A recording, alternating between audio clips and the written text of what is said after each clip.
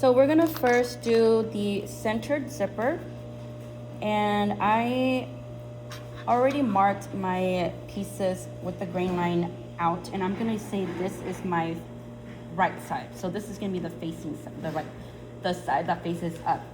That means the way that we place our zipper, we have to be sure to know our orientation, and I'm gonna say that the grain line is the right side facing up. Okay. So before we do that, we're gonna need to set ourselves up. Oh, I need a pencil. Oh, there's one.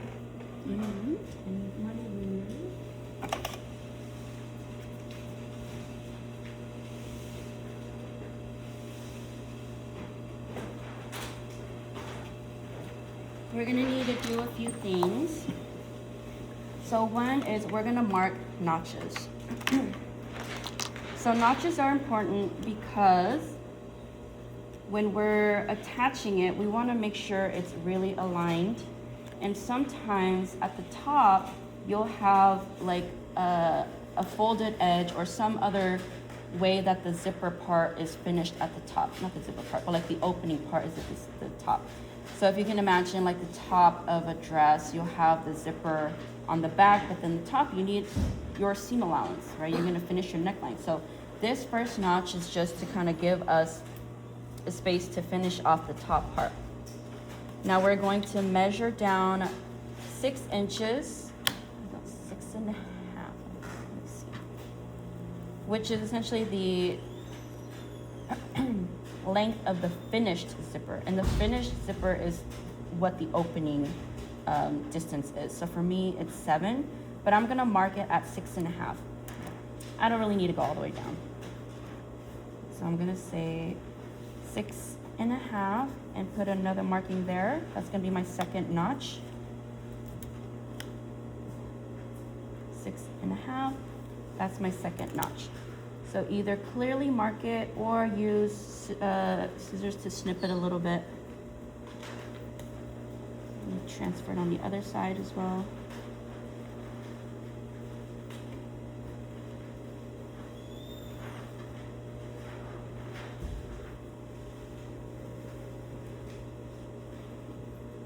Okay. So now we are ready to start. So for the centered zipper, we're gonna do a basting stitch of it closed first. We're gonna do a size 5, which is the highest stitch line, because we're gonna remove that stitch line anyway. We don't really need it to be very sturdy. We're gonna do a basting stitch all the way through until we meet that second notch line. At 1/2 inch? 1/2 inch seam allowance, yes. Basting stitch all the way through. Oops.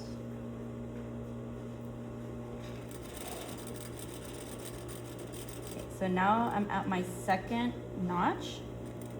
I'm going to keep my needle in, switch it to a regular stitch length, and then do a back stitch until that stitch line. Until that notch. Because this part we're not gonna open up, we're not gonna cut. So we need it to be stitched regularly.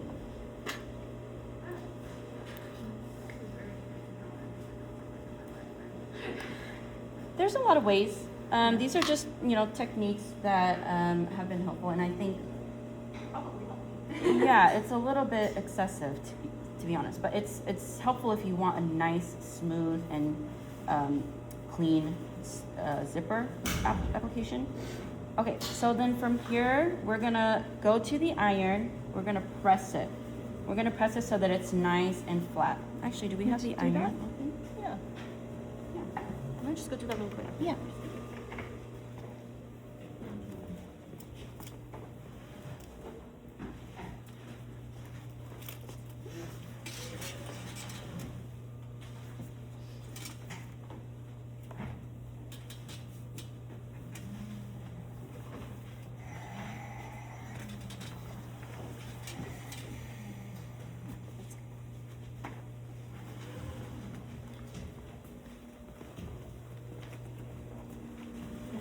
Here we can place our zipper on.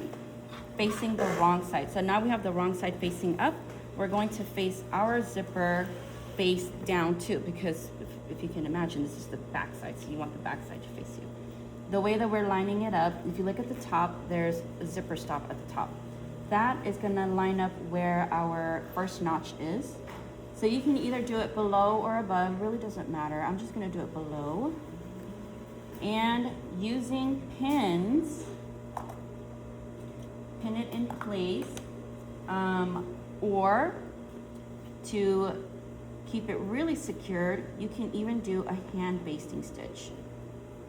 You can do a hand basting stitch. Another thing you can do also is, I have double-sided fusible. It's just a fusible tape.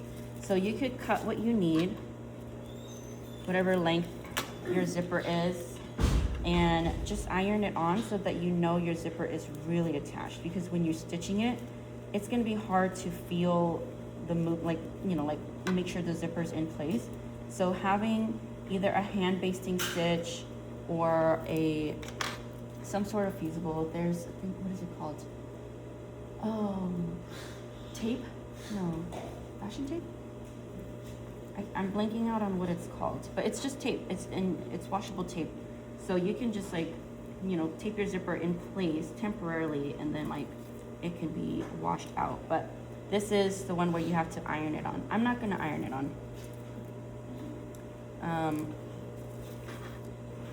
Or do I? I'm gonna iron it on. My sample actually had a hand basting one. I think ironing it on might be a little bit easier. I'll be right back.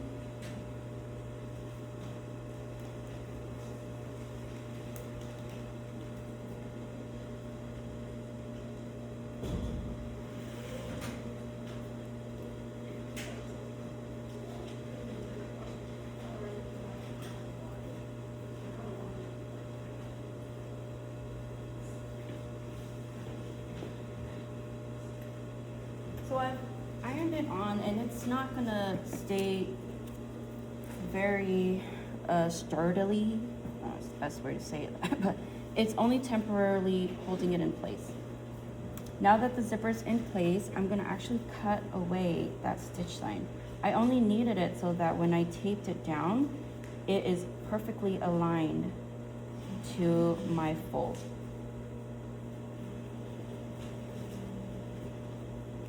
Undo my basting stitch until we get to that notch, which is right here. You don't want to cut through past that notch, because from here we did a regular stitch. We don't want to cut that open. Okay, so now we're ready to sew. We have everything prepared. My zipper's in place. Let's focus on this. I'm going to switch the zipper foot to be, the foot to be a regular foot. These are so annoying to pop open.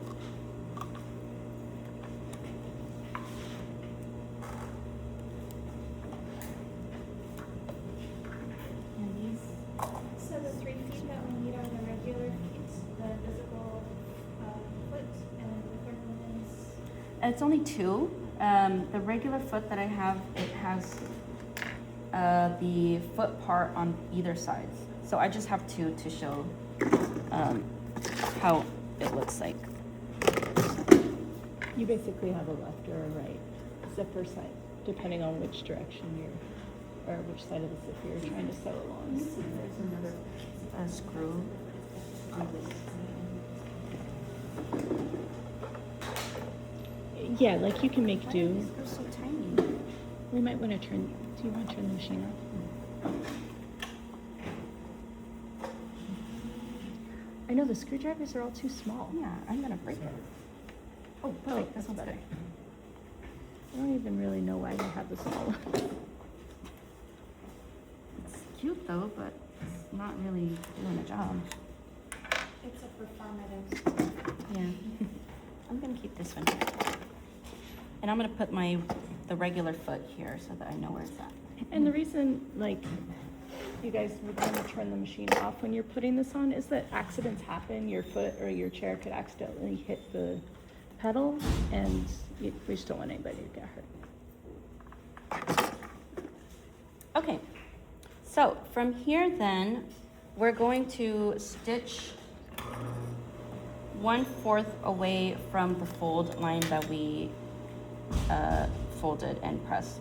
So I'm just gonna mark roughly 1/4 an inch away.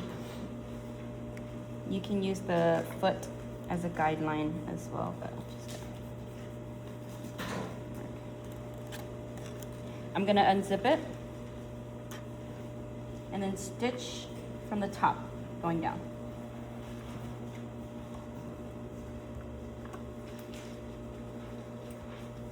So if you look at the foot here, you'll notice that it's pressing down only on one side, and the other side, because there's nothing there, I can stitch through with my teeth nicely through without it being like interfered with the foot. Okay, so I'm just gonna stitch, do a back stitch, and stitch all the way down. When you start to hit the pole, the zipper pole, let's put our needle down and then zip back up so that it's out of the way and you can stitch through. Stitch until you get to your second notch location. Put our needle in and we're gonna pivot. We're gonna rotate it 90 degrees and we're gonna stitch directly across. So if you had measured your second notch to be at the 7 inches, you risk it hitting the bottom stopper, which is metal.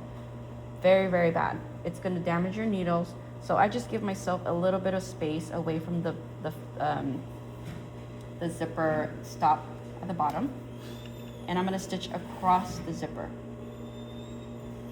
Stitch until you meet at your, oops, go backwards, 1/4 inch line that you drew. And then you're gonna pivot again with your needle in.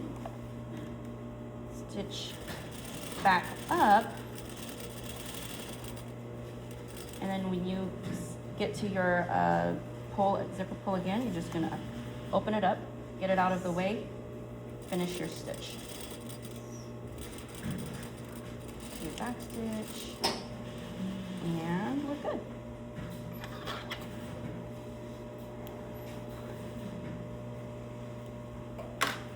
So because our zipper pull stops below the, within the seam allowance range here, this can be finished however you need. So if you have a facing, you can attach it, it could be folded in and your zipper isn't gonna get caught up there. So this is your centered zipper.